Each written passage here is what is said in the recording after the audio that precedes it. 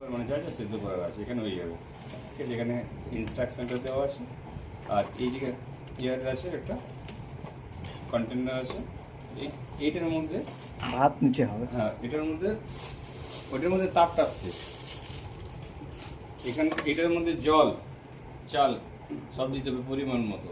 জলটা কিন্তু বেশি দিলে হবে না, ওভারফ্লো হয়ে যাবে।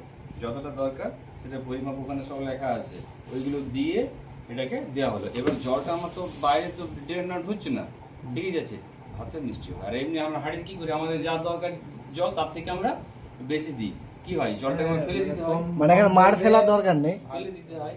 ফেলে দেওয়ার ফলে জলের মানে চালের যে একটা মিষ্টতা আছে সেটা কি বেরিয়ে যায়, ভালো লাগে না, টেস্টি হয় না।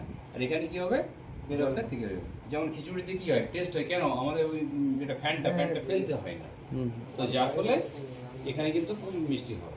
তো আচ্ছা, এটাতে দেখে মনে হচ্ছে ছোটো, কিন্তু এখানে এটাতে অনেক ভাত ধরে যাবে, এখানে কিন্তু জল থাকছে না, তো পুরোটাই ভাত থেকে যাবে। এক কিলো চাল বলছে এটা থেকে